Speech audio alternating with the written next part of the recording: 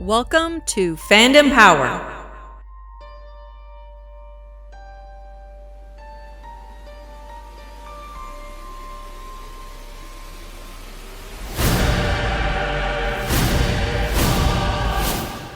Everybody have good weeks? Oh my God. Busy week is always around our house, grandchildren. And now that the hot weather is here, we are, trying to prepare for what kind of summer we're going to have. We don't know what it's going to be like here in Ontario yet. We just had the 3-stage plan just got rolled out yesterday by the Premier. Right. I heard you guys were dropping the color-coded stuff. They've dropped the color coding in favor of a 3-tier reopening plan, which I still don't understand 100%. It must be hard when it's they just change everything every time. It's like here's a new.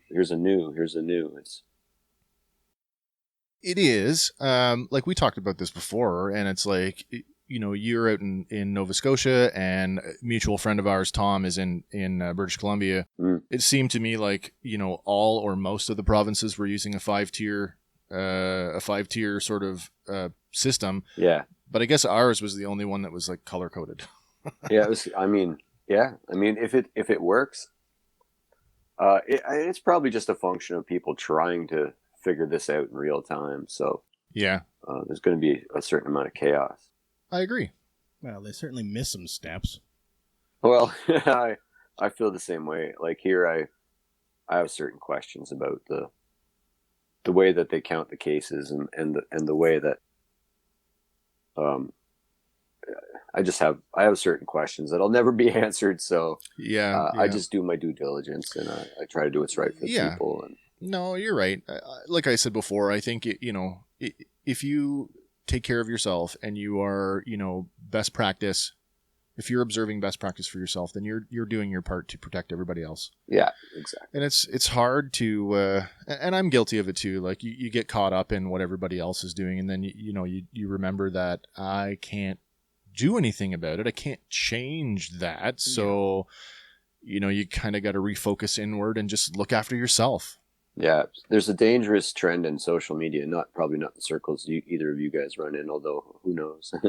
But there's this sort of dangerous trend in some of like that one Facebook group I told you about, where that people are getting very restless, and the right-wing shakers are actually like getting restless in a very loud and violent. Well, it's rhetoric, right? But yeah, they're rattling that let's raid the White House lawn thing again, but in terms of let's burn masks in public. Let's oh really?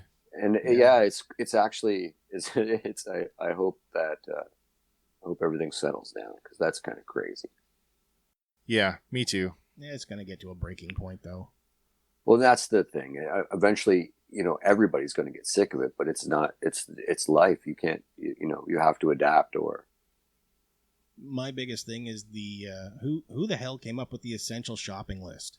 Yeah, I can go to the dollar store and get margarita mix and chocolate bars, but I can't get my kids shoes. Yeah, and you underwear. Can't go in and buy clothing. It's ridiculous. I don't understand. I don't understand that. Like, I didn't actually know that detail about you guys. Yeah, here in Ontario, it's crazy. And damn it, West needs his plastic crack.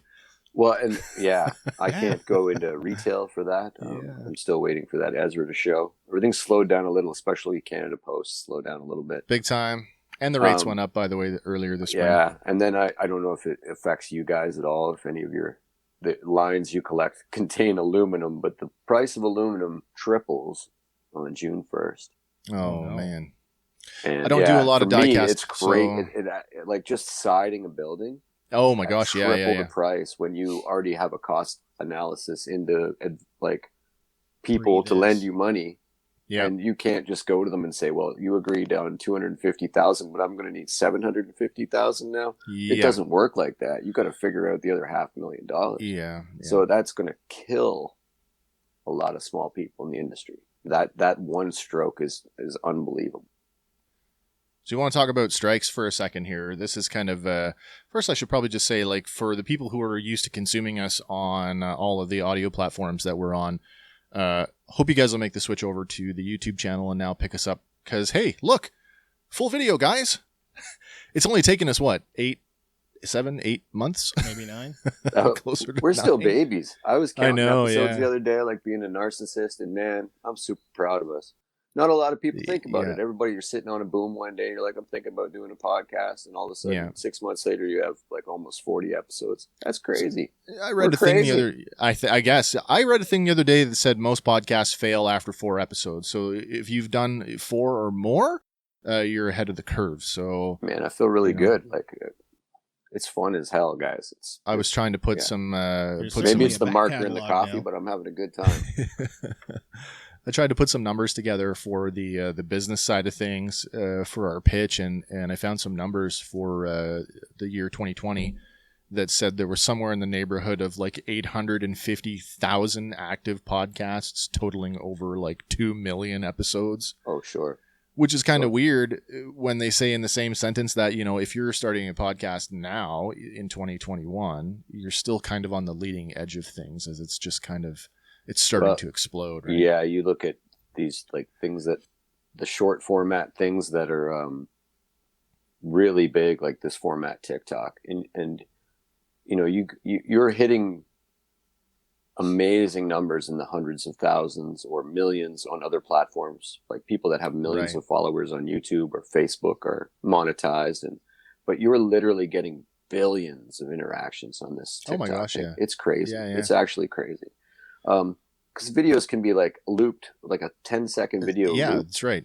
and people will like start reading the comments. Yeah. You'll get things like a view every 10 seconds. If they leave the video looping and they start reading the comments or interacting with the comments. Yeah. The things that matter as far as your visibility aren't necessarily the things that matter. Like likes and shares are kind of cool, but more interaction, like actually splicing into a video and joining into a trend or you know, that's way more the sort of thing, and you are getting billions of interactions. I got like, I did a baby Yoda thing where he was just popping, gotta get used to that, popping in and out of frame, hello, and just to music, and I got like 1158 that's amazing, just in 24 hours.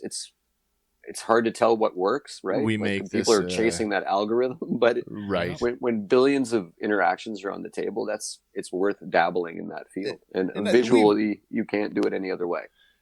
On our end here, you know, on the studio side of things, where all the post production happens, we've struggled with that sort of that thought process of like, how do we break the circle of just our own social media for a circle of friends, and and we still struggle with that. But I honestly think that taking this step and going to a full video format for our shows is only going to increase our audience. Hopefully, you know, the folks that are like I say on our audio platforms will come along with us on this ride.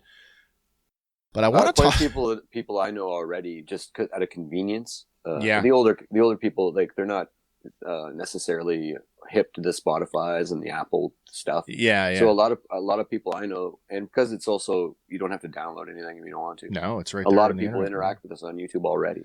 That's good. They're just staring at a logo for 3 hours. So they I know, and that's, look at this. That is the hardest part, is to watch the red circle branding with that parabolic wave just over and over and over again, and you're like, if I just close my eyes, but then it's like, I don't want to fall asleep. So I hope this goes a long way. So something interesting came up this week, and you know what? I'm sure this is something that every budding YouTuber goes through. But our theme music, so our regular Fandom Power theme music, as you are all aware, is a royalty-free piece of music that we've been using now since day one, with, you know, giving full credit to the creator. And it's as I said, it's a royalty-free piece of music under Creative Commons. So, a dozen episodes that we've had it tacked onto? I would say we're closer to 14 episodes. Sure. So just this week, we got a copyright strike. Our theme song. Which is kind of funny because it's a royalty-free track that we have, you know, attributed full credit to the creator. And who issued the copyright strike? So we got issued a copyright strike by a music distribution service I believe out of Germany. It's called Dance All Day. Dance All Day on behalf of a record company, which essentially is, and I guess this is a thing. I never even thought this was a thing. This tells you how ignorant I am when it comes to YouTubing and technology. I didn't even realize that it was a thing where there are these distribution platforms that are going around and they're gobbling up royalty-free music and they're rebranding it, claiming that it belongs to a different artist. So in the case, what's the name of our guy? The original creator is Electronic Senses. So Electronic out of Senses, Spain. yeah, he's a guy by the name of Joel. He lives in Spain. Andy and I have both been communicating with him directly over the last couple of days, and he's trying his best to help us. Wow. But this company claims it is the latest, hottest track by someone named Raven. The video has been uploaded 3 different ways, 3 different times. And so, yeah, these distribution guys are branding it as their own, and they're trying to monetize these videos with a royalty-free piece of music. So we have a copyright strike against us, and if you've never gone through the copyright strike process, and we're kind of going through it now, the short version is you can appeal it, you can dispute it, but if the person who put the strike against you says, no, absolutely, this isn't, this isn't true, then the strike stays in place, and we're almost powerless to do anything about it. So sounds like you guys need an original song. So that is part of the, how do you correct this? Is we get a piece of original music that is only ours, and we go about it that way. Or as Andy and I have both been attempting to do, we've talked to the original artist. I've emailed the companies directly to tell them that I know you are using a royalty-free piece of music. You need to attribute that to the actual creator on your YouTube video, or you need to remove it, because YouTube is probably not going to do anything about it. So that's where I'm at. Right. Have you reached out to this gentleman to see if he would like to create an original piece for us? We have not. That might be fun. And if he's still in the game, I don't know. Otherwise, I know a couple guys. Well, that's interesting, because that's probably something, if we can keep it in the family, in the fandom family, Amen. That would be even better. But anyway, I wanted to get that off my chest, because that's been bothering me for the last 48 hours at least. Yeah, that's a big thing. It is, yeah. I don't know if I want to say this live, because there are a lot of them are hidden, but there's tons of stuff on my music that's not cleared. Tons of it. But I want to operate. It's actually born out of a place like the origins of sampling in hip hop. Yeah. And that it was clandestine, and it was secret, and it was an integral part of the music, like taking back the power. Yeah. And it speaks to the ridiculousness of the cost of music. Not that the artists don't deserve money, but that the machine makes so much more money than the artists. That's so true. Yeah. I have no moral compunctions with it at all, as long as I give credit. And we're also not really monetized. If you guys have noticed that, you just go on my platforms and you can take the music for free. So you can pay me if you want, but it's not really monetized. And we're not big enough yet to actually be part of the partnership program with YouTube yet anyway. So, I mean, any money that was coming our way with a copyright strike in place is automatically going to this fake record company that's claiming it on behalf of Raven and whoever. So that Rick and Morty video that's attached to my song, I literally I did some editing to it, but I literally ripped Run the Jewels. I don't know if you guys know that band. They're a hip hop band too. I literally ripped their video, took out the audio, put our audio in, and did a little bit of splicing, not very much. And I actually posted it. 5 seconds after I posted, I got a copyright strike. Sure. And then 5 seconds after that, I got an email in Adult Swim. The people who produced the friggin' thing lifted it. They pulled it right out and let me just have my song for fun. Yeah. It's cool, man. That's real cool of them. That's really cool.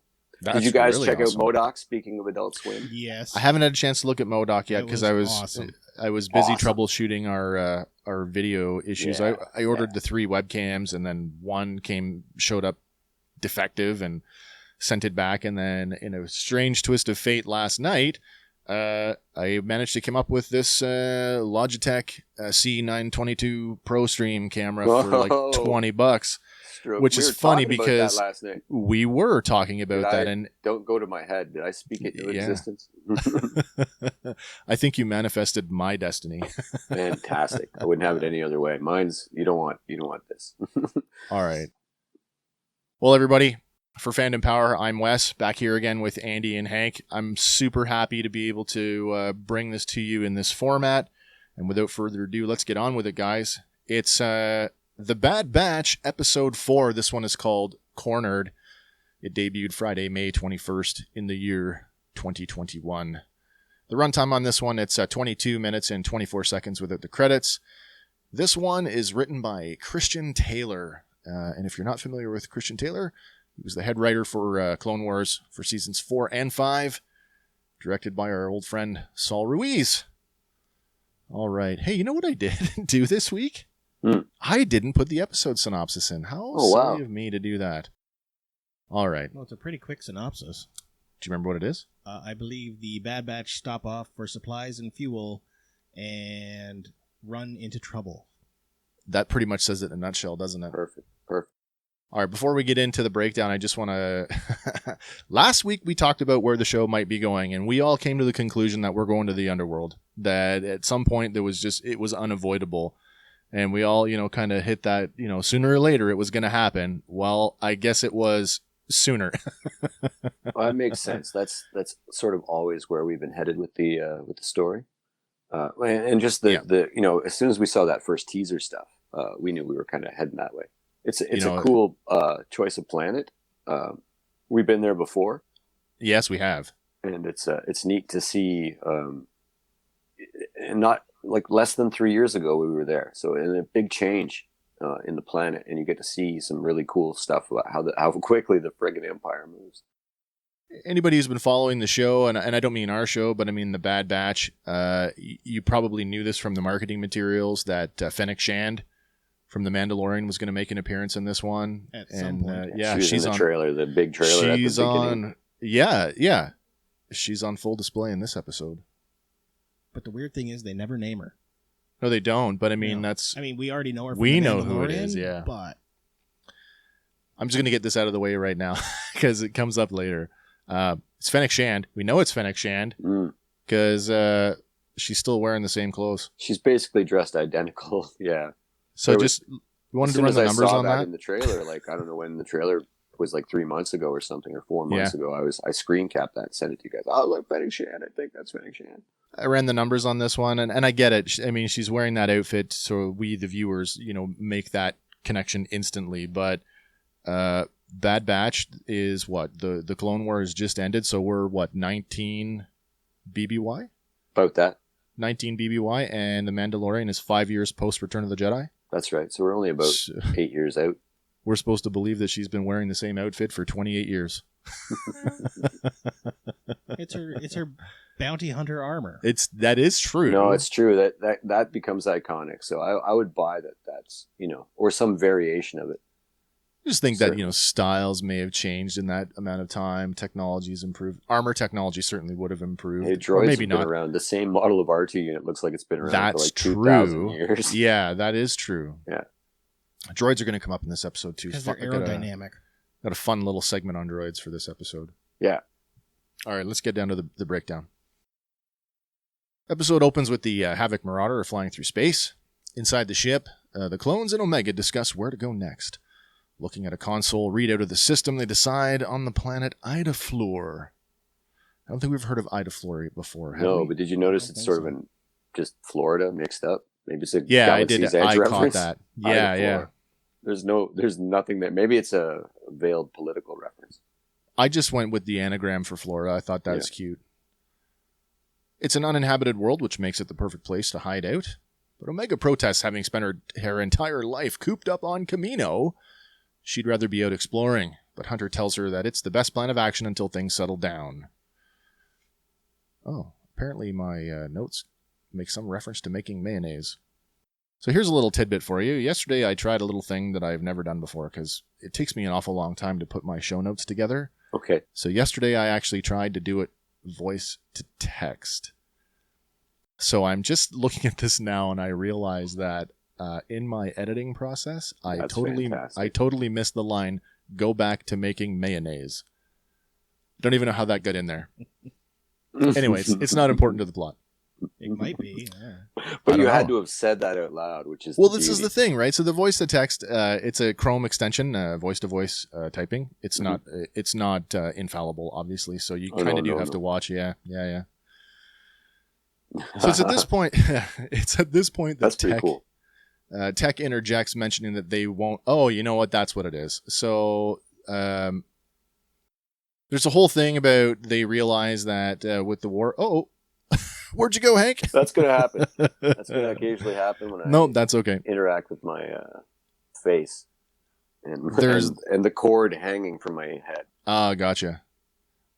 It's the moment where they talk about being out of supplies.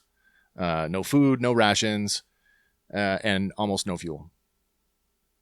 So they can't hide out, and they cannot get rations or fuel on Ida Floor because it is uninhabited. So the reality is that with the collapse of the Republic, they're on their own. So to make matters worse, Echo reveals that the ship is now on a wanted list.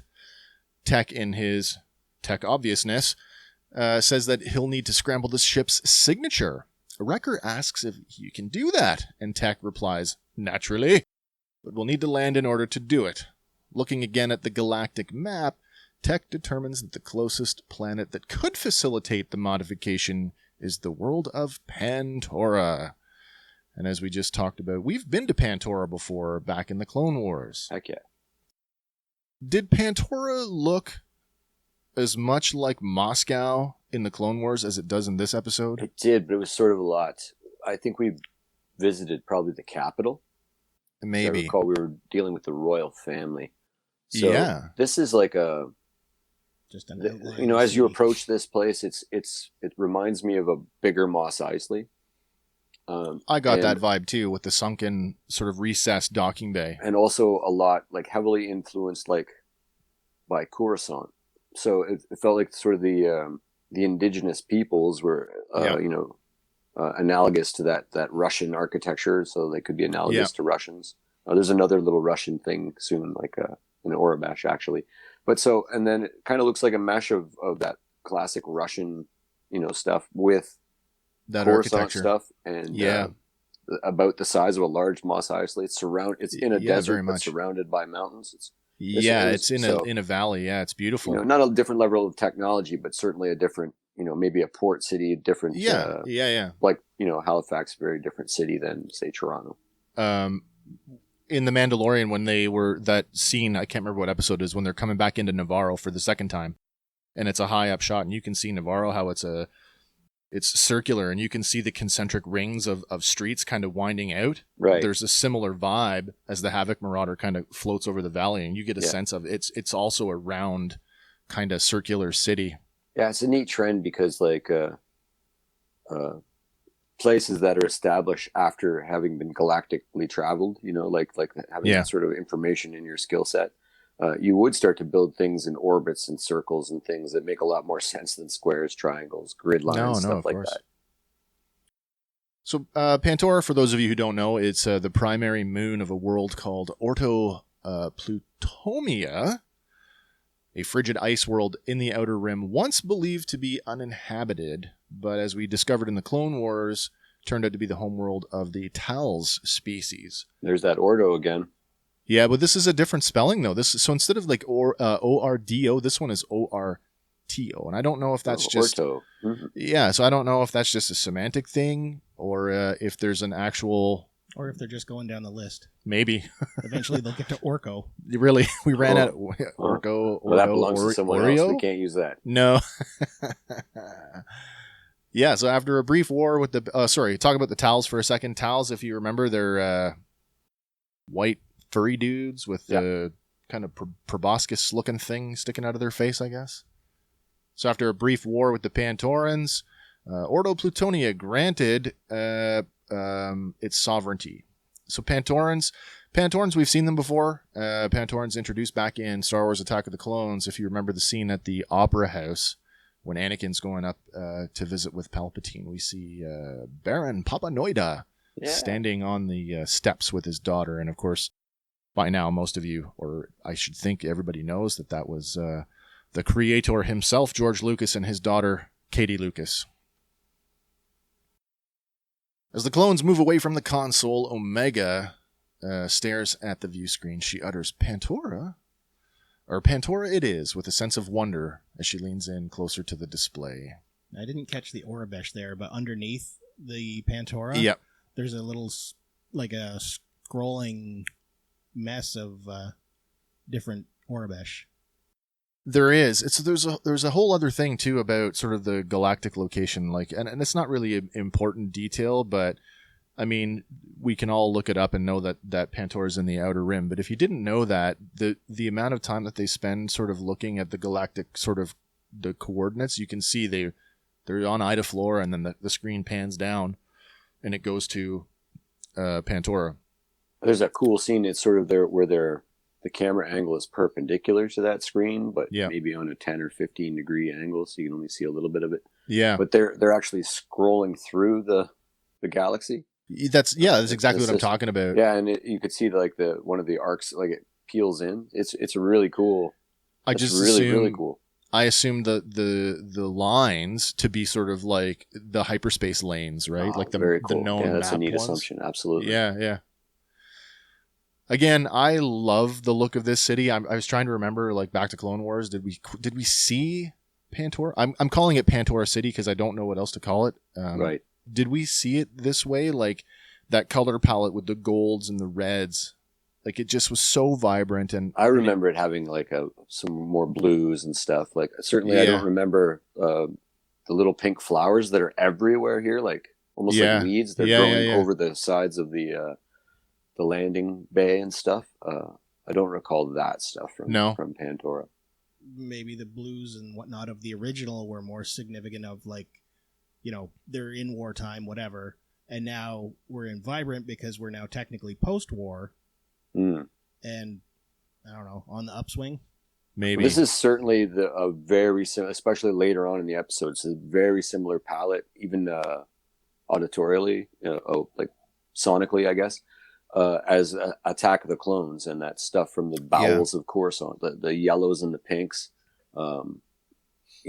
Certainly the rush of traffic is you can actually go back. I did and listen to Attack of the Clones, and they've essentially sampled those sounds and put them in. That whole speeder chase, is so evocative of, chasing Zam. Yeah. There's some actual cool. There's some stuff where Omega and Luke Skywalker track. Wow. Too. It's really cool. Actually, I'm going to go on the record. I'm going to say that Pantora might just be my favorite urban Star Wars location yet. Yeah, I mean, just peppered. I just love the look of it. There's one, I got to go early on it. I got a lot of the Orabesh. Sweet. There's a lot of numbers in this, so I didn't really muck with the numbers much, but I got a lot. There's a place called Ivan's Wampa House. Oh, cool. And it seems to be, maybe it's even a chain, because it appears a lot. Oh, and really? it's in an arch. It's Ivan's Wampa House. So there's another cool. Ivan being a sort of a traditional Russian name. Yeah. Even the later on in the episode when we see the Pantoran security forces, or the Pantoran police as I call them, they've kind of got that low kind of furry kind of, I don't know what you call it, like a Bolshevik cap. That's right. Yeah, absolutely. Kind of leans into that sort of ancient Russian kind of there is some look. Orabesh that says Authority Pantoran Police. A big sign cool. that says it is Authority Pantoran Police. So we see this recessed docking bay, and the Havoc Marauder kind of nestles in. And as the ship lands, there is a Sullustan, a security manager, who goes out to meet them. Wrecker and Tech banter on about being out of rations, and Tech reminds him that the priority is scrambling the ship's signature key.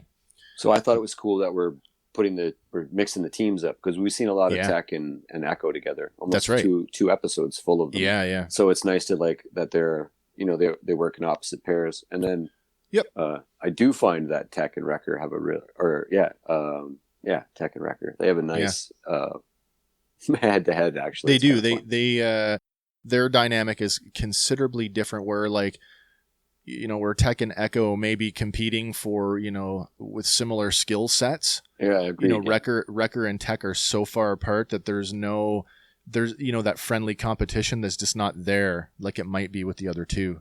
Yeah, it's kind of cool. The security manager asks if they're there to make repairs, and Tech replies that it's just a minor calibration. And the Sullustan tells them to have at it. He just needs to scan their ship in. But Wrecker blocks the security manager and asks him, "Are you sure you want to do that?" Which I thought was kind of funny. Mm-hmm. Taking the hint, the security manager forgoes the scan, offering to accept a bribe instead. But the clones don't immediately understand what the security manager is asking for, and they just try to push past him without paying. But the Sullustan quickly educates them by holding it his outstretched hand. He needs incentive. Yeah. Tech pays the manager, and Wrecker remarks, "We're getting the hang of this civilian thing." So I just find it's super cool that, we've talked about sort of the, Wrecker has a childlike innocence.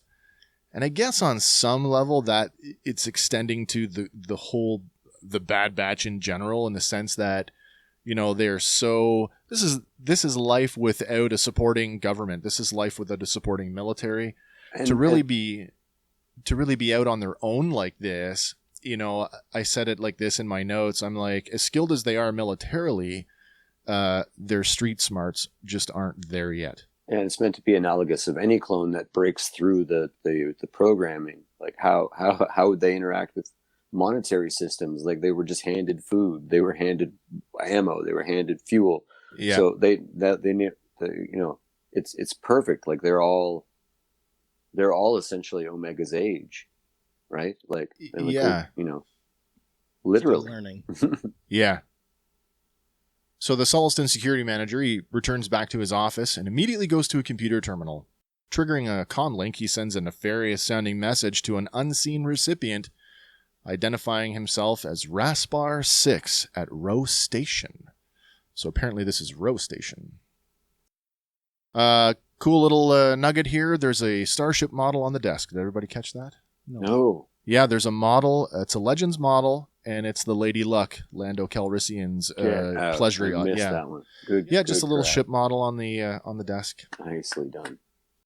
We switch over to an exterior shot of a starship in space. It's a class of ship that I don't think we've seen before, and it resembles a Jawa sandcrawler with large engines and what appear to be folding wings that are similar to that of a First Order shuttle. Yeah, it's a really nice looking ship, actually. I thought about this last night, and you know what? I wonder if it's the same class of ship as the Hound's Tooth, as Bosk's ship. It's very similar. Hound's Tooth has a similar, when I say like a sandcrawler in space. So that might lead into a theory I have to talk about towards the end then. Oh, okay. Actually, I didn't. That's really cool. Yeah, it was the folding wings, like the folding wings, how they don't fold all the way down. It reminded me of that First Order kind of deal where they just fold up. But the Houndstooth has very different looking wings, but that's not to say that they couldn't be the same class of ship. Right. They're all shopping at Bounty Hunters R Us. I guess so. Inside the shuttle, we can hear the rest of the message that's being... Inside the ship, we can hear the rest of the message that's sent from Raspar 6. The voice continues, "Word is you're looking for a certain modified Omicron-class attack shuttle." And a helmeted figure turns toward a computer console, and we can see that it is Fennec Shand. The security manager goes on to say... This guy was voiced by Tyrion Cullen from Saturday Night Live. Oh, nice. He does the news on Saturday Night Live lately. I did not know that. I'm pretty far apart from SNL these days. I couldn't tell you. There's a couple, like Bobby Moynihan does the Malastair character's voice. Oh, so yeah. you start to go, Bill Hader did the voice of BB-8, and right. I can't recall the gentleman that was in The Mandalorian playing the biker scout. We're starting to see a huge influx of SNL alumni. Talent. Yeah. They're all Star Wars nerds. It's kind of cool, yeah. So yes. He goes on to say that I might know where to find it, but that information is going to cost you. And Fennec Shand replies, "I'll make it worth your while. Transmit the coordinates and don't let them leave." She stares at a hologram of Omega for a brief moment and then launches her ship into hyperspace. So yeah, and this is the part of my notes where I'm like, wait, am I supposed to believe she's been wearing the same clothes for 28 years? Back on Pantora, Wrecker and Tech go about unloading supplies from the Havoc Marauder, while Hunter, Echo, and Omega prepare to head out into the city. Wrecker protests the selling of their last explosive, but Hunter asserts that it's the only thing worth any money, and if they want to eat, that's what has to happen. Continuing his protest, Wrecker asks why does he and Tech have to do all the repairs while the rest of them get to go sightseeing? And at the word sightseeing, Omega perks up and says, sightseeing? But Hunter quickly reins her in with a, no, this is a supply run. Exactly. That they want to get in and out quickly and quietly. And Echo chimes in, yeah, and you stick out too much. There's a trend here happening. It's the 4th episode, but I'm already noticing a trend of them constantly planning to do things quickly and quietly and having it just go absolutely the opposite way every time. Yeah. All right, so interesting little moment here in the show. I really like this because long before this is my first watch through, I see them get off the ship and I see Tech and I go immediately, oh, he's dressed like a droid. Having no idea that that's going to come up later in the episode. So props to whoever came up with that look for him. It is super cool. Yeah. And I hope he uses it again. I was thinking I had a strange thought while I was watching that scene about his errant arm that's now a scomp link.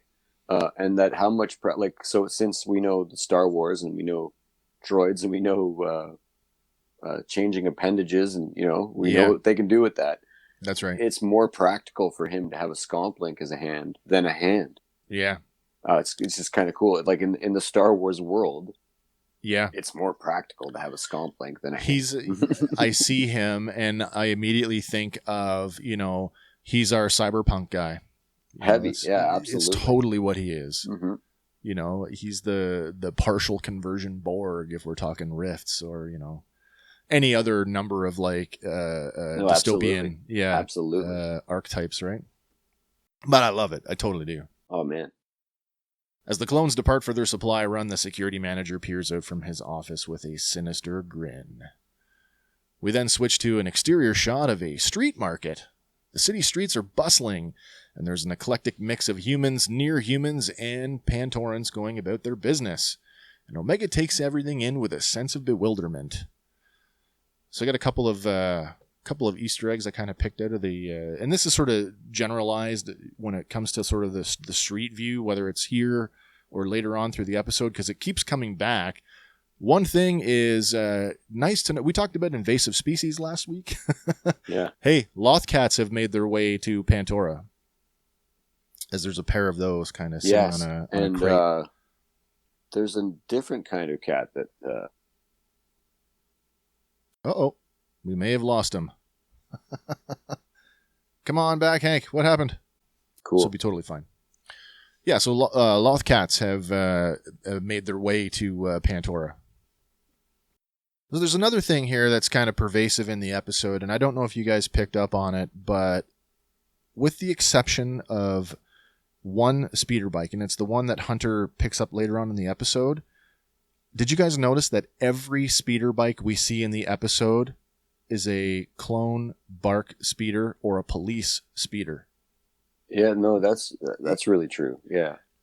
So this comes back to, is this another case of, the simple answer is it's just a reuse of an animation model because they already have it and they don't have to design anything new. So yeah, BARC speeders, everybody is riding a BARC speeder except for that one guy.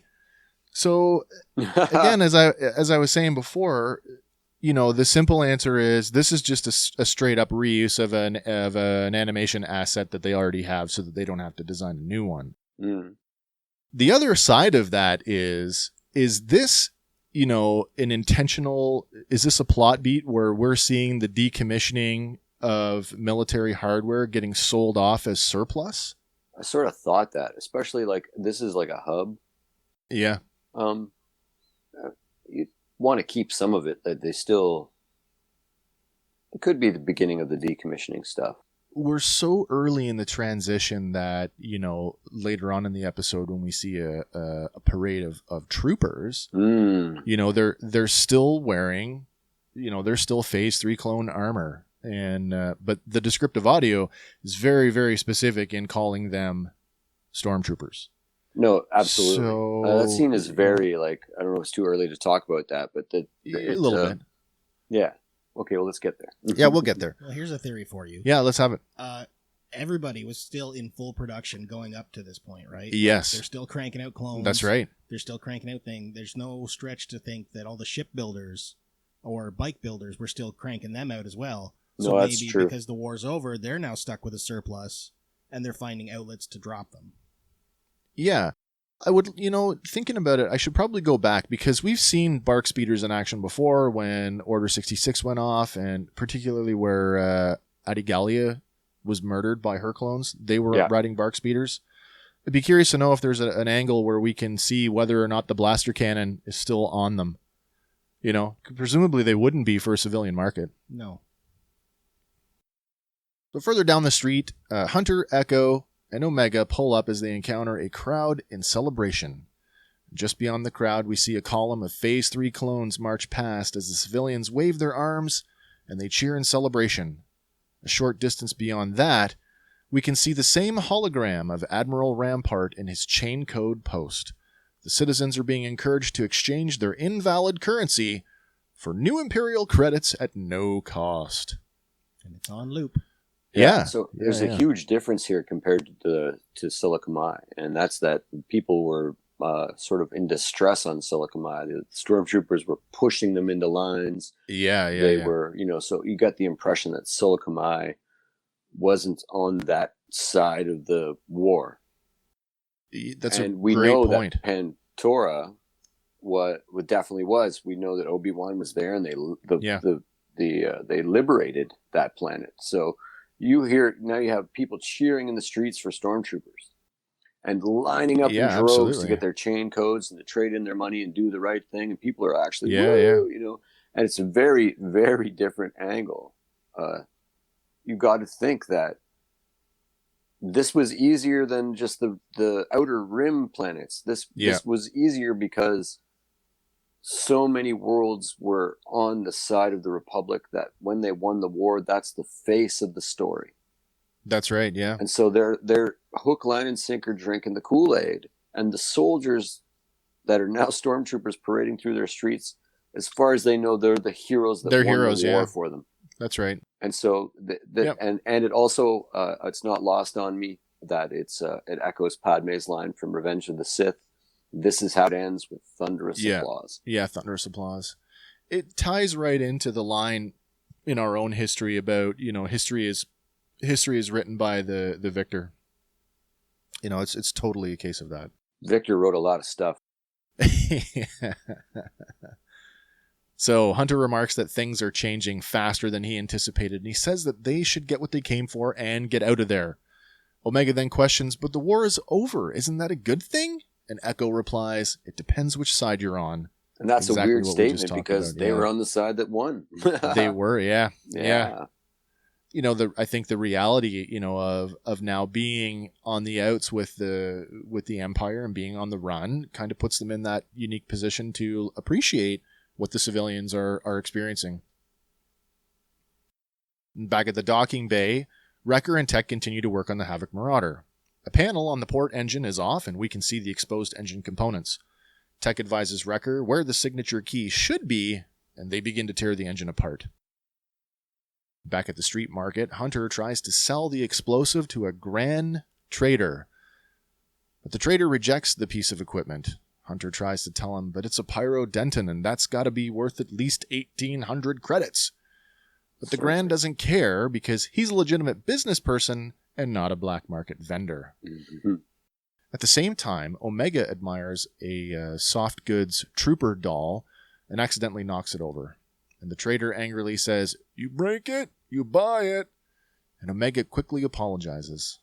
She then shows the doll off to Echo, and the trader, spotting the two, mistakenly takes Echo for a droid and suggests that Hunter sells it instead. This that toy remind you of Jin Urso's toy? Yes, it did. Yeah, totally. Very much so. Totally. It's, just one more reminder that Omega is still a child and she's never, been able to just be a kid. So no surprise that she sees a toy and she's automatically drawn to it. Well, the next scene, too. Over. Oh, look, a puppy. Oh, yeah. Initially, Hunter tries to dismiss the trader by telling him that the droid is a military prototype. But at the sound of the word military, the vendor perks up and offers Hunter 2,000 credits. Hunter takes a minute to confer with Echo, who immediately protests, saying, "You can't be serious." But Hunter reminds him that they do need the credits, that all he has to do is wait until Hunter gives him the signal and then he can leave. So Echo agrees to go along with the plan, but he insists that he's worth more than 2,000 credits. Hunter counteroffers the vendor at 4,000, and they reach a final agreement of 3,000 credits. But it's so funny because there's, as they're talking to each other, and he's like, "I'm worth more than 2,000," and he's like, "Yeah, right." And he turns, he's like, "Make it 4,000." When the trader counters back at 3, did you see Hunter? Without turning his head, he does a sideways glance over at Echo. Okay. I laughed my ass off at that. Yeah. But it is kind of funny because he's like, "I'm not a black market dealer," but at the prospect of getting a military droid, he's like, "Yeah, I'll break that rule." It's that whole, we've seen it before in different films and stuff about, hey, sell your woman. Do you know what I mean? Like, you're in a foreign country, sell your woman. That kind of thing. It's weird because it also speaks to like the nature, like one of the themes of Star Wars, the nature of like ownership, like droids. And clones, and are they people or property? And it's so that like, it's a little microcosm of he's got no compunction selling his brother dressed up like a droid, and the auspice, he knows, he'll break out, but of course it's that sort of sense of property. Like they're not sure about their own sovereignty yet. No. As Hunter and Echo continue their business with the street vendor, Omega is distracted by a hover container with a crate of dog-like creatures. And she goes to pet one of them, and the creature snatches the trooper doll from her hand just as the man pulling the container sets off. Gives her kisses first. Yeah. It's actually called a dog in the descriptive audio. I saw that. I want to talk about that a little bit more because I thought for sure we've talked about these before, and I can't remember where they've come up before. But when I started looking at like dog-like creatures in Star Wars, I see them, and to me they lean heavily into hoojibs. Yeah. To me, they look kind of like hoojibs, but I don't know if that's what we're looking at, and Lauren said, I could not find there too. Yeah.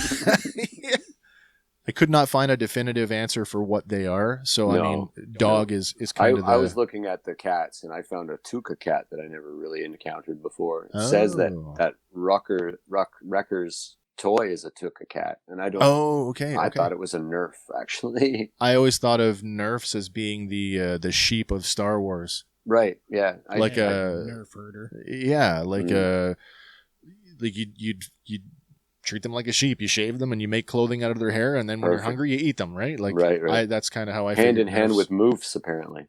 Apparently. So. Concluding their business with the street vendor, Hunter and Echo are unaware that Omega has just run off into the crowded streets alone. And what's worse is Fennec Shand has been watching the whole time. Hunter accepts the credits from the street vendor and turns to leave the stall, noticing that Omega is gone. And in a panic, he begins calling for her as he sets off down the street. Meanwhile, Omega continues to chase after the dogs. Further down the street, Omega continues chasing the crate. The dog spits out the trooper doll, and as Omega goes to pick it up, she runs into a man, and she falls to the street. And he is a Gotal? He's a Gotal. A Gotal, yeah. He tells her to, watch out! Omega quickly apologizes, and she gathers herself back to her feet, just as a soft feminine voice asks her if she's okay. Of course, we know it's Fennec Shand, and she tells Omega, "You look like you're lost." Omega tells her she got separated from her friends, and Fennec says that she can help her with that, and the two of them set off down the street together. So that whole, someone needs to have that whole talking to strangers conversation with Omega. Yeah. It's kind of weird they started walking in the opposite direction of the market. Isn't it, though? It's like, okay, is she leading you now? Like, I know she is. Yeah. Well, I but- mean, look at that whole like hand on the shoulder thing as they kind of walked away, and you're like, oh, this can get bad. This can get ugly really quickly. Right. Exactly. Because Hunter, he has his dad moment there. He really. Oh Like, yeah. I've had that moment. The panic of You where's turn around, yeah. your kid's Oh gone, yeah. It's like, uh-oh. Yeah. We've all had that, like, that your heart drops or heart jumps into your throat and the bottom of your stomach falls out and excuse me. Back at the street vendor's stall, Echo is shoved into a room with some other droids. The traitor is mean and forceful, and he exclaims, "Maybe we'll have some order around here. Now get to work supervising these droids."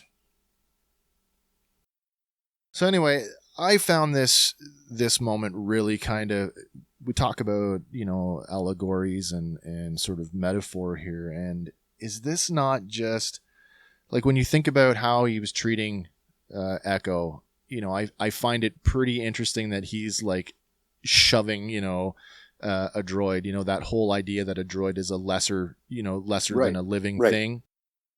But in the bigger scope of things, like, especially leaning into Legends, when we know when the New Order comes around, the anti-alien sentiment. Yes. Do you know what I mean? So Yeah. and he even uses the words order. And I'm like, this guy doesn't, his statement about order is kind of allegorical about the galaxy at large and to where it's going politically. Mm-hmm. But the irony is he doesn't know it yet. So, No. I see this guy in a couple of months or a couple of years, kind of eating those words. No, right. it's probably true.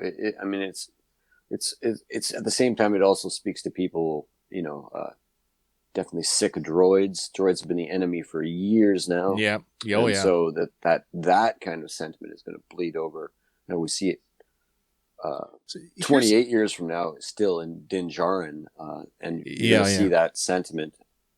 And it does mimic the way that the aliens are treated. Yeah. Legends really leaned hard into that whole anti-alien sentiment, where everything was very much a human supremacist society under the Imperial rule.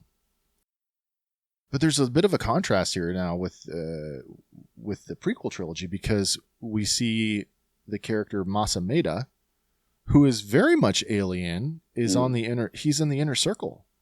And I mean, I'm not aware.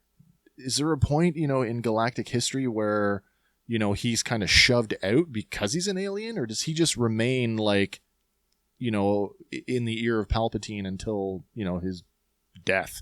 It's not really explicitly detailed. No. I don't know.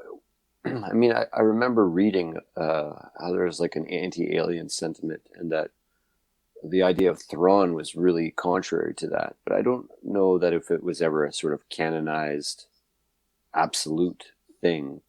I think the Empire made some sort of concessions for near human species, and I think that's maybe how they, Thrawn was handled. That and of course they wrote the Chiss ascendancy as being a force, near equal to the might of the Empire. So I think That's maybe that was kind of we better take these guys seriously. Yeah, no, that's probably true. Yeah. Whereas they looked at the Wookiees and said, yeah, there's some slave labor. Slave labor, yeah, for sure. Hmm. Inside the back room at the street vendor's stall, Echo lifts the visor on his helmet just as a protocol droid comes up to him, asserting that, no, it's in fact in charge.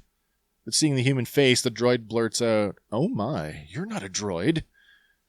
2 astromech droids and an LE series droid flank the protocol droid. Descriptive audio identifies this droid by the name Clink, and Clink chirps and whistles to the protocol droid that Echo should be reported. But Echo draws his sidearm and tells them, "I'll take your complaint," and the droid immediately scuttles off.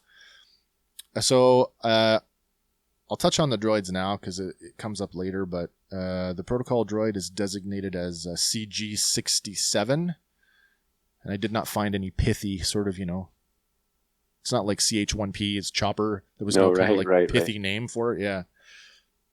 The 2 remaining astromech droids are identified as 225, which is a total departure from the traditional R2 naming conventions. Sure. And DK3. Yeah. Yeah, so again, like I don't understand sort of how the naming convention on these droids went.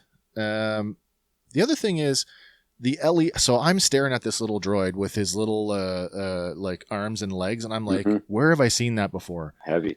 And the first thing that came to mind was, do you guys remember back in the 1980s there was a toy line called Robo Force? Robo Force. That sounds Robo super Force, familiar. yeah, and it had a very short-lived television series. The other thing it reminds me of is, in the robot toy craze of the 1980s, all of those robots from Tomy in Japan. Mm-hmm. With the big see-through heads and the sort of like exactly. the gears and lights going on, and that, and they just do Kinda this like, and walk a bit. Danger Will Robinson. So that was the biggest influence for me. Yeah.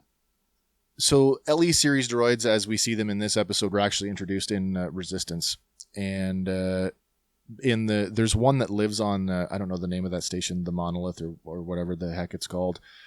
But they mentioned that the one that lived there by the time of Resistance is already kind of ancient. So again, droids being around for, hundreds and possibly thousands of years. Right. So I did a bit of a dive on Clink just to see if I could come up with anything, and find out that Clink in Star Wars Legends was actually the name of an R2 series astromech droid assigned to Min Donos during his time with Wraith Squadron after the fall of the Empire during the New Republic. Crazy. Yeah.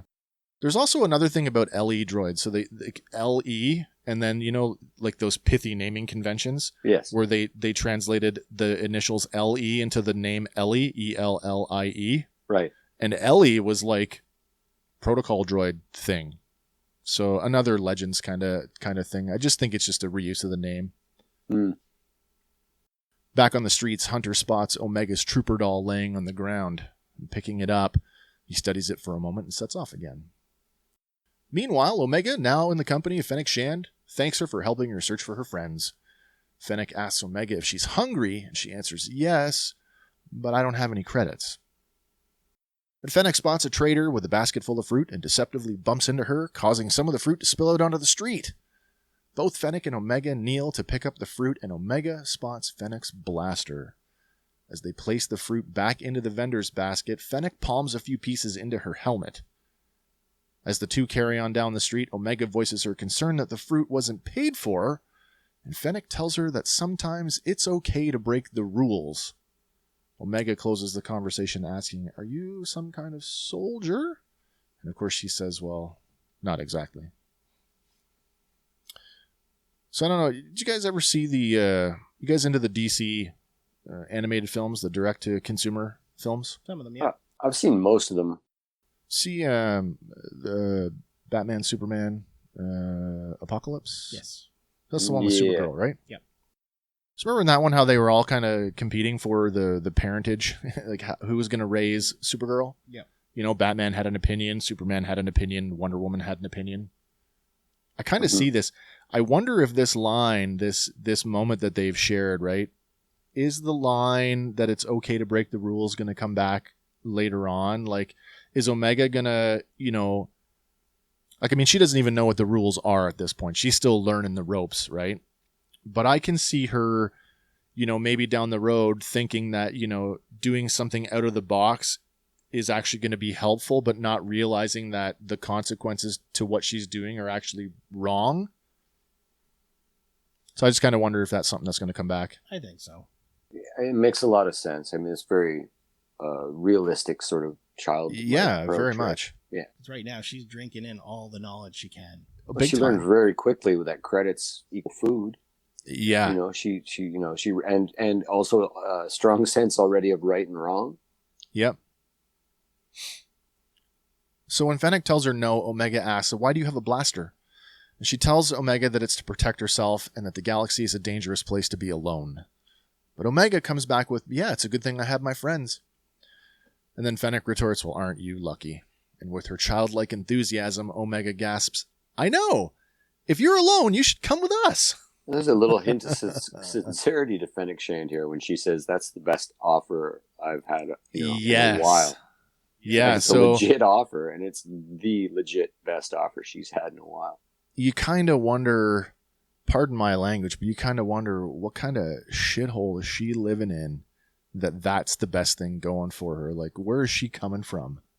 How often as a bounty hunter where you're trying to kidnap somebody or kill them and then drag their corpse in for money, how often do you get a chance at a normal life? Yeah. How often is that just like, oh, here, let's get married and have kids and go to, like, how often does the chance at a normal life actually occur to her? So she's very introspective in that moment. That's legit the best offer she's probably ever had. We see a softening of that character later on in The Mandalorian in season 2 when she turns up in the employ or the service of Boba Fett, and you Especially wonder a softening in her middle section. Well, yeah. You wonder if and of course there's something. There had to be a catalyst that drove her from human child to ruthless assassin. You know what I mean? Like, there's a compelling story there somewhere, and I wonder if we're going to get more of that. She's such a good actress. Big time. Yeah, I really am looking forward to the Book of Boba Fett. See more of her. The character modeling on her in this episode is outstanding. She's immediately recognizable with her helmet off. There's no question. And it's Maud doing the voice work, which is beautiful, so there's no questions at all. Yeah, having the actress doing their own voice work just adds to that. Mm-hmm. As you say, she chuckles, saying that it's the best offer that she's had in a while. Just then, Hunter spots them, and he calls out to Omega. Hunter immediately senses the gravity of the situation, and he orders Omega to step away from the woman. But Omega doesn't understand and asks why. She was helping me look for you. Donning her helmet, Fennec interjects, yes, Omega and I were just getting to know each other. By the time Omega realizes that this is a standoff, it's too late. Fennec draws and fires her blaster at Hunter, and he rolls out of the way. Omega grabs at Fennec's arm, and the two struggle for a moment until Fennec lets go of Omega. The scuffle is just enough opportunity for Hunter to draw and throw his knife, but the blade is deflected by a shield. This is really cool. It's a pretty quick scene, but I want to talk a little bit about Fennec Shan's marksmanship ability. We saw that episode of The Mandalorian back in season 1 where they talk about and they use the words, but they use the words "she doesn't miss." Right. But she missed. She's young. I get that she's young, but this is the contrast of now. I don't know. I've heard something around Hunter being able to. Part of his ability includes the ability to sense. Oh, I can't remember what the heck it was called. Precognition. Spider sense. Very much like that. So, I mean, is that a case of like, Bullseye, trying to hit Daredevil? Do you know what I mean? Like the precog versus the... There's a good bet to that sort of thinking. Yeah. It's almost like there's a vehicle that pulls in like she hits like a vehicle that's driving through the way, and they use that cover to duck out. It moves a little quick in that scene. It does. And I had to go back and watch it like 3 or 4 times because it's not, and even now, and I've watched it 5-6 times, it's not clear. Is that a shield? Is that like a collapsing shield that she pulled off of her person? I honestly or thought is that she like picked something up off the table. Well, I thought maybe that too. In my first couple watches, I thought she grabbed something off the table. Descriptive audio describes it as a shield, but any object you did block a thing with would be a shield. Be a shield. But you know what?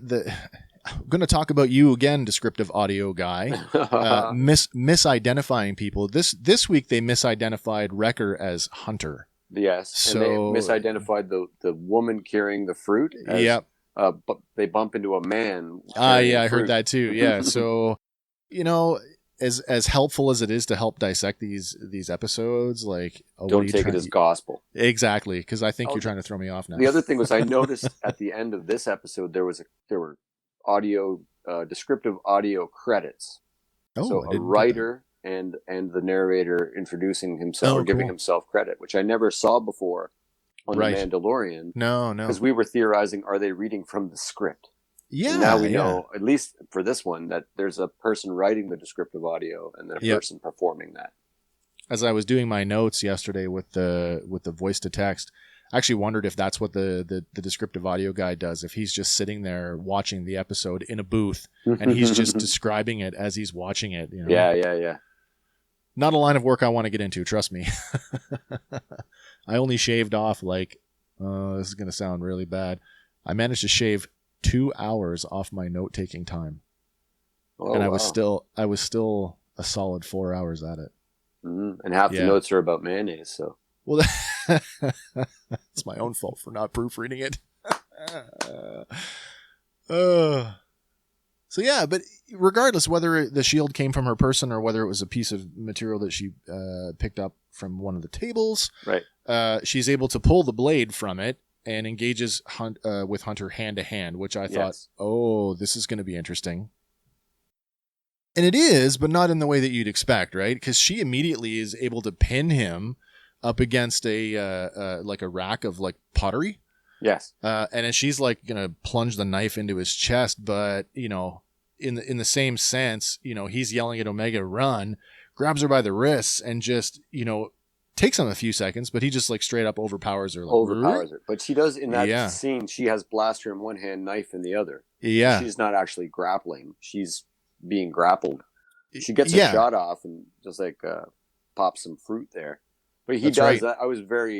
He just does, you know, Superman bend her arms. Yeah. Like, and then she gives the incredible headbutt. Well, this is it, right? Like, she's a pretty shrewd combatant herself. And as you say, she drops a little bit of helmet right on the sweet spot, and it's lights out. Lights out. But the blaster fire has alerted the local security force, and a squad of Pantoran police arrive and end up chasing her down the street. Back at the ship, Wrecker and Tech have found the signature key. And just as they remove it, a comlink goes off. It's Hunter, and he tells them he's lost Omega, that they were attacked by a highly trained woman, and the woman is after Omega. Wrecker grabs his helmet and runs off to help, while Tech says he can tap into the city's central computer to use the camera network to help find her. I got Phantom Menace vibes here a little bit, you know, like I don't know who he was, but he was well trained in the Jedi arts. Oh, you know, that little scene with Qui-Gon on the ground, radioing in the events to Obi-Wan. He's totally exhausted. Yeah. And of course, Hunter, you know, in his grogginess, and the first thing he does is gets on the radio and calls for help. So that's good presence of mind for him as far as I'm concerned. Love that Tech is just so, I don't want to say he's a Mary Sue, but I mean, you know, he's got the right answer at the right time for just about everything. No, absolutely. Yeah. Hunter explains that the scuffle with Fennec Shand has put the city on alert and they need to get the ship ready to go. Tech exclaims, well, unless you have a team of maintenance droids, it's going to take a while. Fortunately, fortunately, Echo, who's been listening in on his comlink for the entire time, mobilizes his new droid entourage. Using the tool on his cybernetic arm, Echo removes the restraining bolts from the droids, and they head out, bound for the docking bay. The Grand Trader, seeing the droids leave the shop, exclaims, "Hey, where do you think you're all going? Get back inside!" And then stops in shock at the sight of Echo, with his helmet up, revealing that he's not really a droid. Echo kind of tosses the restraining bolts into his hands and sarcastically says, "You got me for a bargain." And they take off. So that's kind of cool. Omega, running through the streets of Pantora City, looks back and sees that Fennec is indeed chasing her. She crouches to hide behind a crate and spots a manhole. Pressing a button, she opens the manhole to peer inside. Back at the Havoc Marauder, Tech has now tapped into the city's security camera network. At the same time, he's monitoring the security force's comm chatter, which helps him narrow down which area to look in. Spotting Omega climbing into the maintenance tunnels, he passes that information along to his brothers. We then switch back to Omega, now running through the maintenance tunnels. Stopping to catch a breath, she looks back and then continues into the darkness, only to run square into a shadowy figure. But it's Wrecker, and she's happy to see him as she clings to his chest. Wrecker says, "You had us worried." And Omega blurts out, "Can we get out of here?" Wrecker radios in that he has Omega, and they're on their way back to the ship. But as they turn to leave, Omega sees Fennec at the opposite end of the tunnel. She gasps in fear. Wrecker places her on a ladder and tells Omega to get back to the ship. Wrecker pulls his helmet down and charges in, but the melee is short as Fennec deftly deflects him into the tunnel wall, knocking him out. So, I'll take a minute here and stop for a second. Mm-hmm. This theme of Wrecker hitting him, being shot in the head in the first episode, or in the 4-episode arc of the Clone Wars, and then hitting his head last episode, it's a bit of a recurrent thing for him to keep knocking himself, like getting his bell rung. That's right. Is this, Lead up? is this continuing down that, like we were kind of suspicious, in the last episode about getting knocked, but Yeah, I mean, I so can't. it's Go a ahead, theme. Hank. Yeah. Oh, it's just a theme, like successive bangs to this head, and we know that there's a thing going on inside, and we just keep taking it. And as a medical professional or former medical professional, Yep. or as like concussions, real, the biggest man in the world, if he's had 10 concussions and you just tap him with a tuning fork, Yep. he's going down, right? Yeah. And that's the other thing I noticed was that like each instance is successively, like he's more susceptible. Like, granted he was, traveling with a lot more force this time when he kind of smashed into the tunnel wall, but Right. you just think, given that the way the character's been written, the way that they've described him, that he should be able, you think, oh, you'd be able to take that. But no, he's out. Right. Yeah. So the other thing is, going back to Fennec Shand and talking about her ability now, she's just gone toe to toe, not with one, but 2 different guys in the Bad Batch, and arguably the 2 best hand-to-hand combatants in the squad, and she's come up aces both times. Yeah, so the best of an entire army of Yeah. the Grand Republic, and tune 2 of them hand to hand. Yeah. But it's interesting to me, and I exclaimed interest in another scene towards the end. But she doesn't kill either of them. No, she she could have- doesn't. They knocked them both out cold, and she just could have put bolts in both their heads, and there's Yeah. a problem. Yeah, And and our so- show. That she's not there yet as a character. No. If she ever is there, it's not like she never misses. Isn't implicitly she always kills. Right.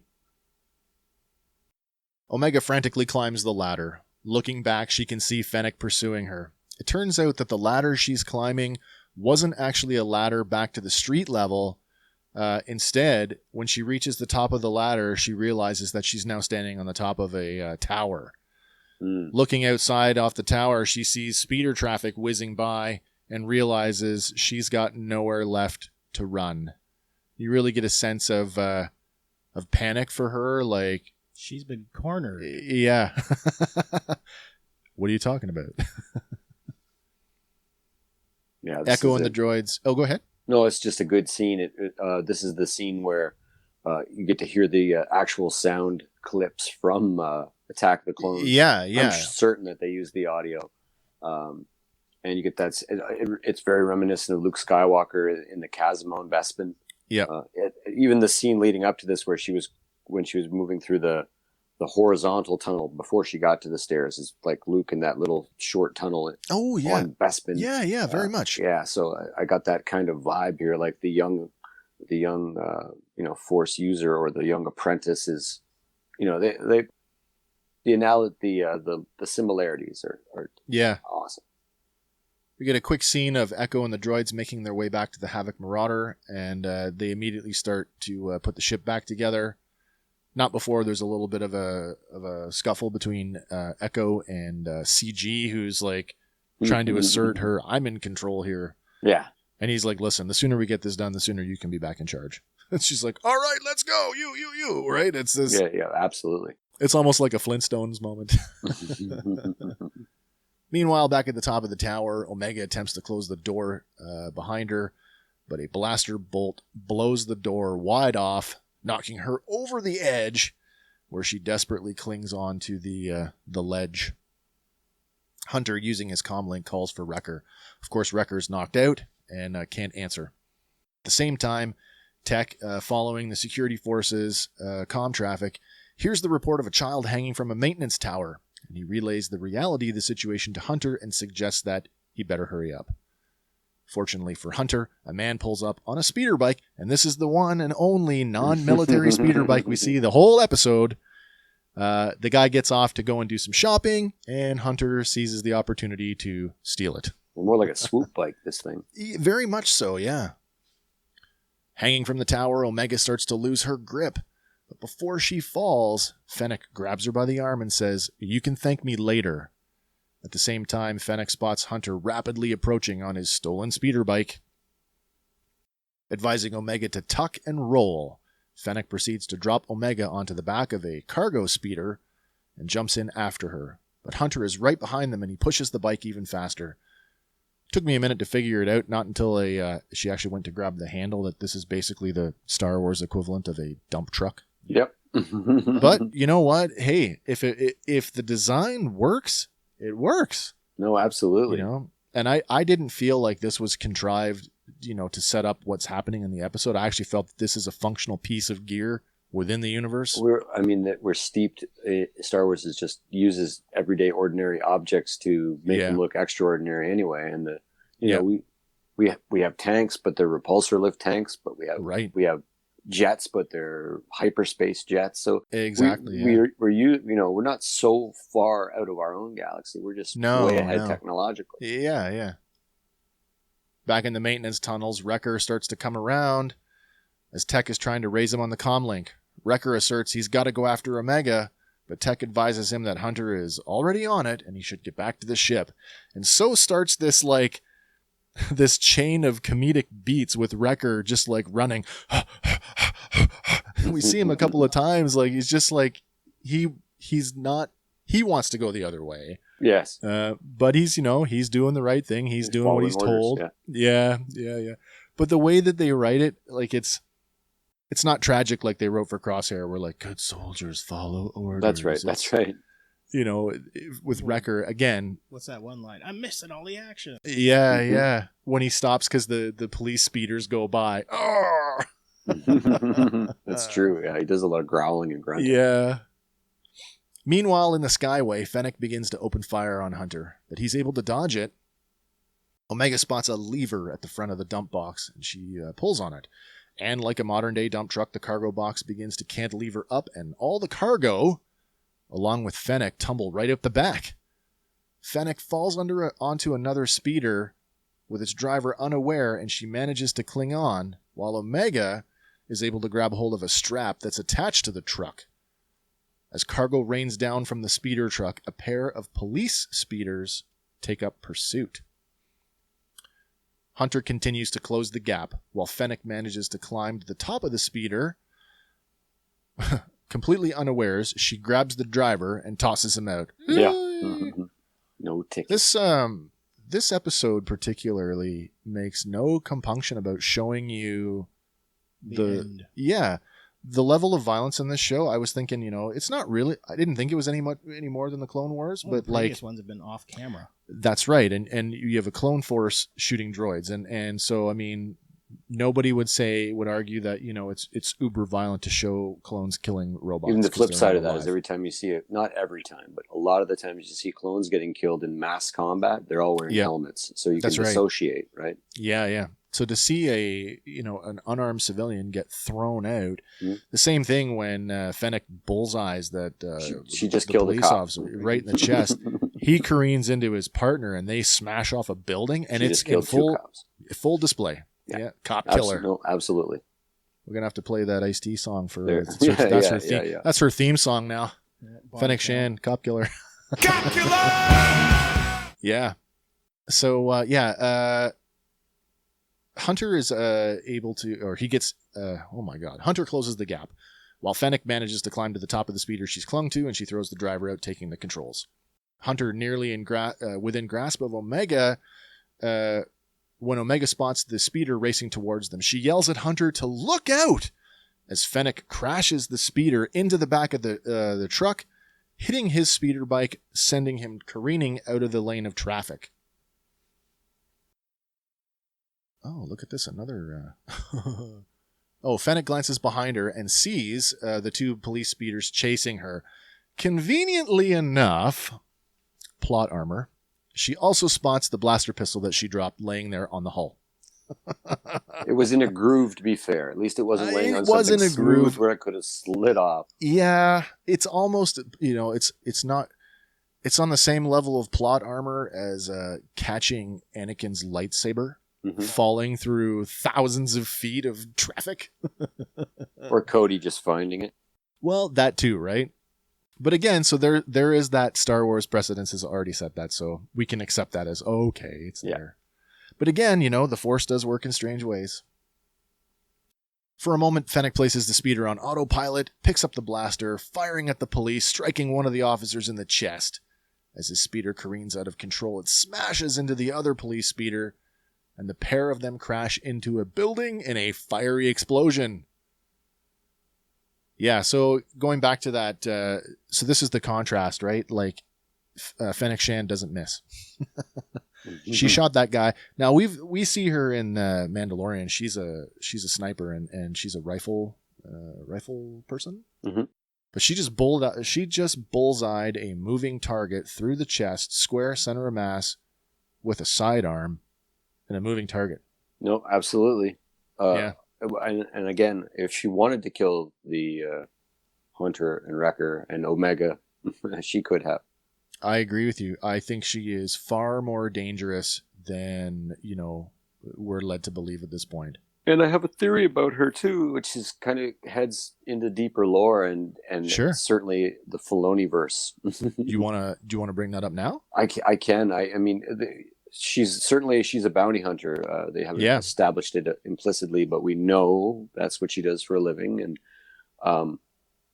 And certainly the cloners were talking about getting somebody to, acquire an asset, and all leading to the theory that asset is probably Omega, and it's probably due to her genetic makeup that they want to move this next version of clones forward based on something that she's got that's not degrading. There's one other source of that non-degrading DNA in the galaxy, and that's Boba Fett. And we already know the connection with Boba Fett and Fennec Shand in the future. But what they don't explain was how come they were working together anyway. It's taken for rote. And there's a lot of trust there. There's a lot of you don't really see Boba Fett the kind of guy that's going to repair. Well, first of all, find a body in the desert, right, and bring it back. It's a rival. She's a rival. So there's something deeper going on there, and we know that Boba Fett, towards the end of the Clone Wars, the last time we saw him in the Clone Wars cartoon, he had created his own little organization. He'd gone from this apprentice bounty hunter hanging out with Bosk, who was trying to keep him safe for Jango, to this guy now, the Crate's Claw, right? What's her name? Aura Singh. Aura Singh was part of it. And Bosk, and the one scene where are we going now, boss? Like, he's in control of that. Right. And I think if the Kaminoans want Omega, they hire Boba Fett to get her. Yeah, that whole Mandalorian connection with the two of them, like, I was always under the impression that when Boba introduces her, I saved her, she's indebted to me, I just got the impression that they already knew each other from they had a previous history. Exactly. And so I think we're going to get some of that history. I hope so. Yeah, man, I think we're going to get connected tissue. I keep saying the Filoni-verse, but we definitely, he's weaving the fabric now, right? So big time, yeah. And it doesn't make sense to have all these strings in different directions. And no. If we see a Boba Fett character, we can assume that we're going to have a Boba Fett interaction, or at least spoken word, And it's not also lost on me. You guys probably see it too. That the definite connection between her character in Fennec's character in this episode and Zam Wessel's character in Attack of the Clones. Oh yeah, big time. And their connection with Jango and each other. And so I think we got a sort of a mirror happening here. I think you'll find that very much so. She's that role, but for Boba. Yeah. Yesterday I made the joke, talking about Dave Filoni, I called him the Kevin Feige of Star Wars. Hey, if that cowboy hat fits. If it fits, yeah. If the wolf pin fits. I saw it going Word. crazy on Twitter, and then I had to just chuckle to myself because it's been about a year Yeah. that he's had the title, and it literally wasn't updated on their webpage till I think Thursday. But he is, yeah. I mean, it's good news. It's been good news. I'm glad that the general public is now like, yeah, okay, cool. Chief Creative Officer. That's a huge title for one. I mean that puts him firmly at the helm. I think as far as like, you got people that are, the executive directors, and you have the people that are like, Jon Favreau is executive producer, but creative director puts you right at the wheel. I'm going to give you your broad beats of, how this needs to fit with everything else, and then you're going to deliver me a product. In my head, and I don't know if it's true or not, but in my head, it just kind of like, he comes before Favreau in that. Yeah, absolutely. Favreau's I agree. And the executive producer, but he's ostensibly the new George Lucas, and has been for a while, though. I mean, he has been for a while. And I talked about this yesterday with my wife, and I said, I mean, we as fans have all kind of, I think, clamored to see Dave Filoni get his dues and be sort of, I don't want to say rewarded, but is that maybe not the best term, rewarded for his work and his efforts? But I mean, you listen to everything that he says in terms of like talking about his pedigree in Star Wars, and he quite literally goes back to, this is the way George would do it. Yeah, and I mean, he's one of us at the end of the day. Yeah, absolutely. He's the kind of guy that could be the fourth screen on here and not feel awkward or like shell-shocked by a famous person. And there can't be anybody that knows more about Star Wars. He's the guy that sat down and studied under Lucas, and not like, you know, he didn't sit there and just listen to Lucas talk. Yeah. He sponged that crap up. I mean, not like us where we, and then we read keys. A lot. Right. Like Lucas handed him the keys. Exactly. It couldn't be in better hands as far as I'm concerned. And we talked about it back on. That's why I didn't panic when I first saw the first episode of this. We even talked about it back on the Mandalorian, our Fandalorian episodes, when they were talking about, Favreau might be in control, but you can't tell me that he doesn't do anything without going, Hey Dave, what do you think of this? There was that in that episode where they're talking about why can't this be the line, and Filoni's like, that's not the way that character would talk. No, that's absolutely. It's funny. Right. That's funny, but nope, you don't get it. Yeah. And that's a big thing to say to Favreau. So big time. All right, let's get back to it. So with Fennec's speeder damaged, Hunter is now able to overtake her. And just as Omega is about to fall off the speeder truck, he grabs her and pulls her up onto the saddle in front of him. Knowing that he has to end the chase now, Hunter pulls out the last remaining explosive charge from his backpack, the very one that they were all sad about having to sell. And in a move right out of Top Gun, Hunter jams on the brakes while Fennec flies right on by. But not before he's able to arm the explosive and throw it at the speeder, where it attaches itself to the hull and explodes. Super. I love that moment. I was like, Top Gun. Scene. Yep. Very similar to the detonators from Force Awakens. Oh, I was thinking Mandalorian. The ones that Din. Oh yeah, sort of like a fatter on, disc. Yeah. On Gideon's TIE fighter. But yeah, definitely bigger. P90 they called them, right? I think so. Was it P90? I'll have to check that out. Yeah.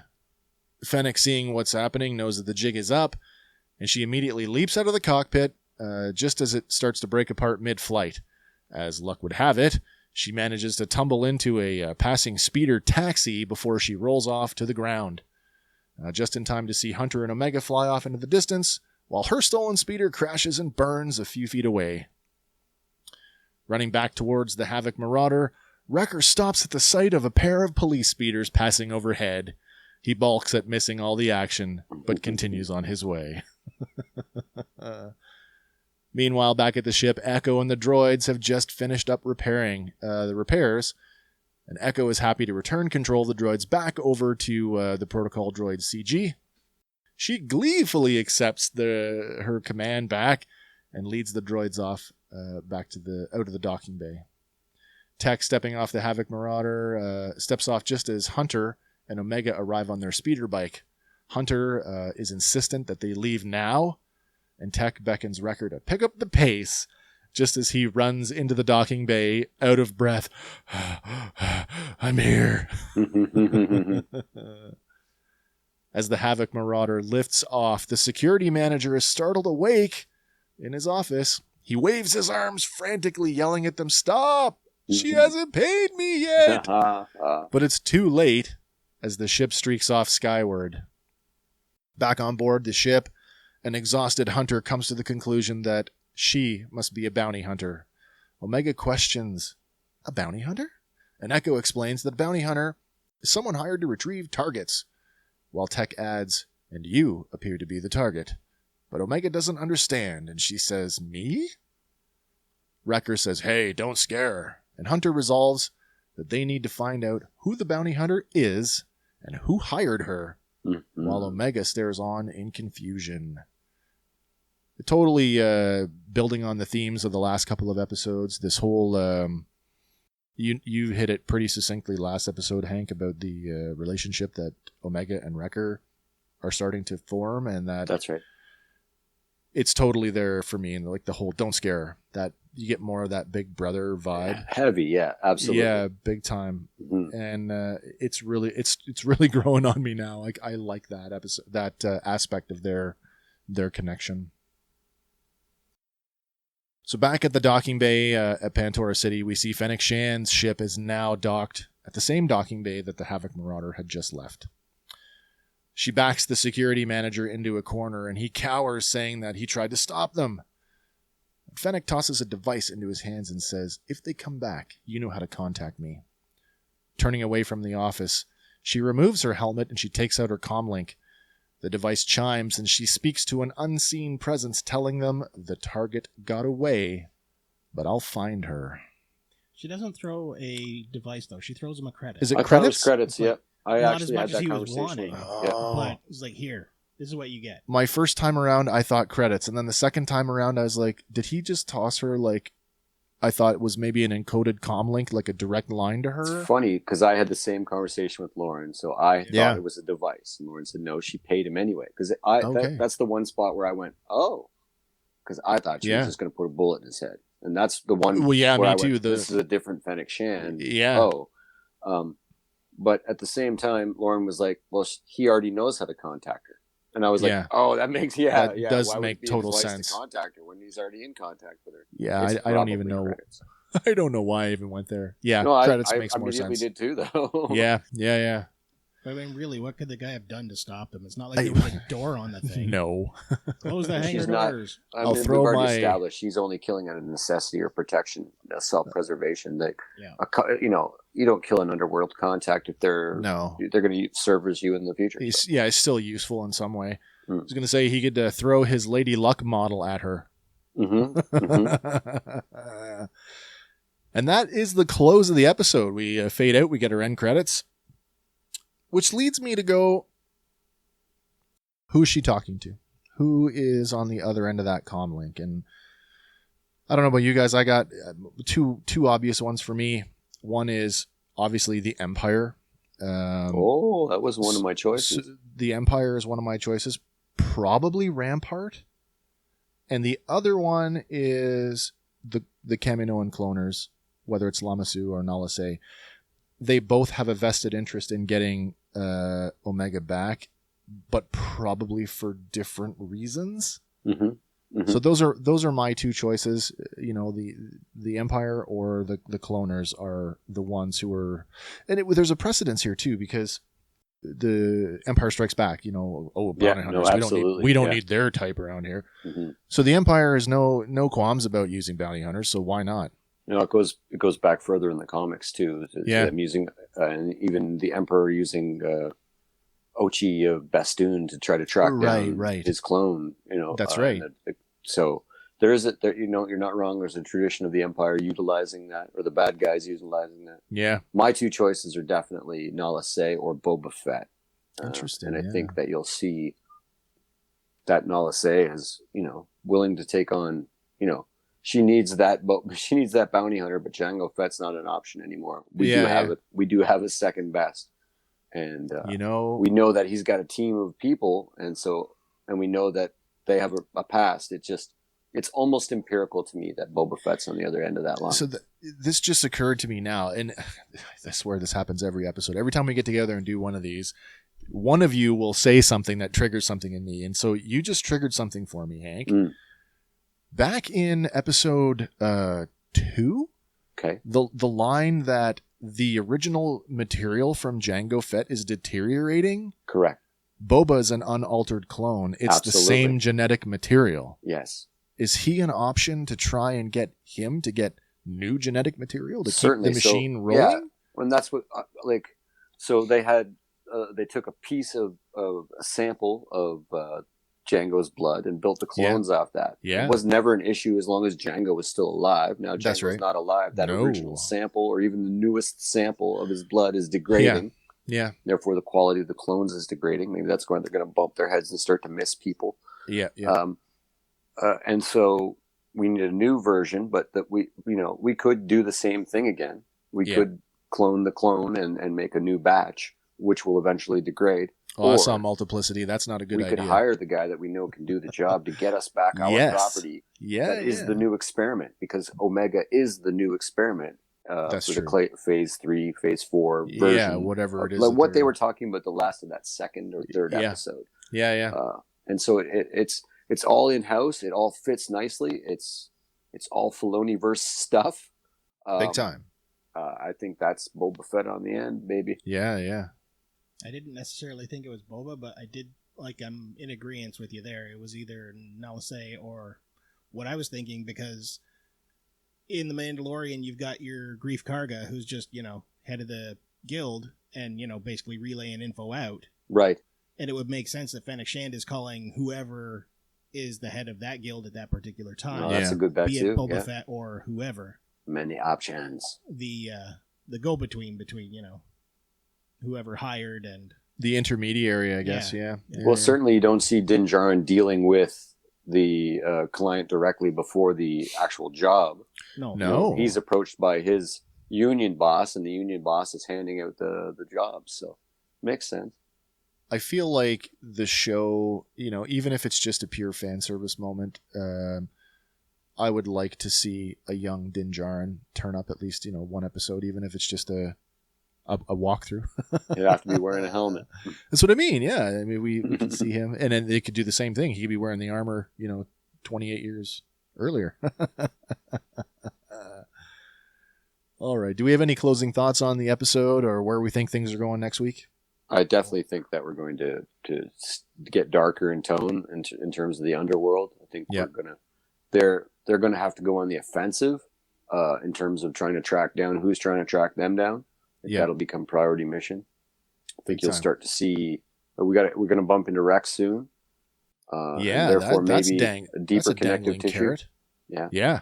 And there's still the lingering thread of they're working on a way to interact with their chips. So they're constantly, they're playing catch up. They got to scramble their device. They got to steal chain codes. They got to, so there's a lot of cool Easter eggs in this. I don't know if you guys caught it when Omega sees the puppies. She says hello there. Oh, I missed that. Hello there. That's pretty great. There's a bunch of I got Ivan's Wampa House. There was also a bunch more party food, hot and spicy rancor, assorted meats, gyros, a whole bunch of different Orabesh, Authority Pantora Police, steaks and gyros, a few, that a lot of the Orabesh there. A lot of it was numbers in this episode. Who knew that gyros were a thing in the Star Wars universe? And then, I was looking it up while we were talking, and I waited to bring it to the end. But the dogs, because I looked up that thing from Resistance that you were talking about. So Vorpax are indeed the dogs.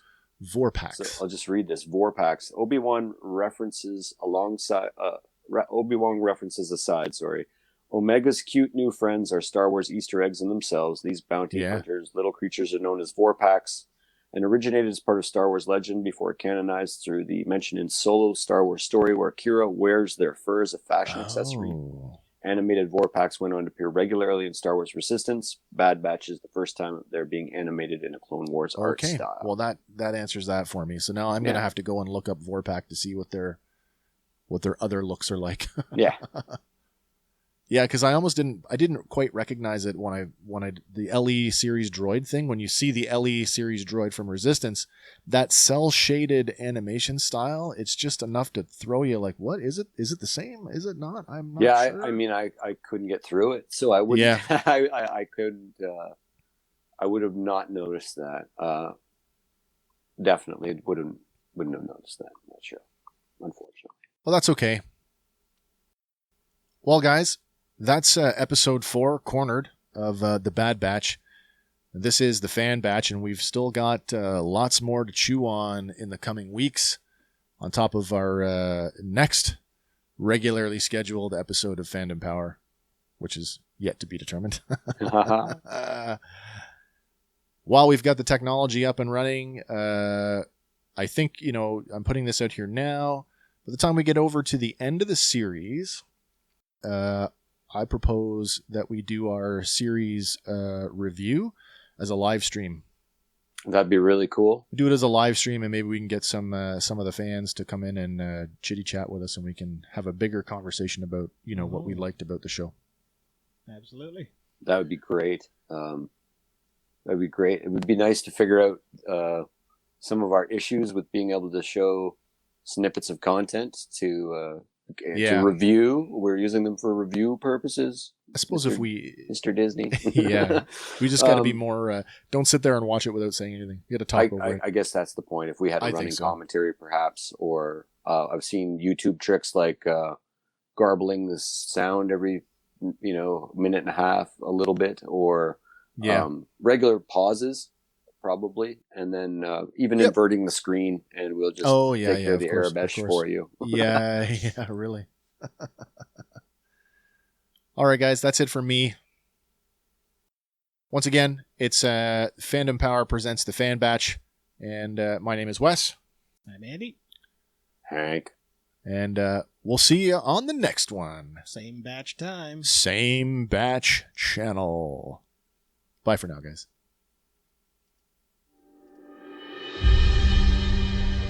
Hey guys, thanks for listening to Fandom Power.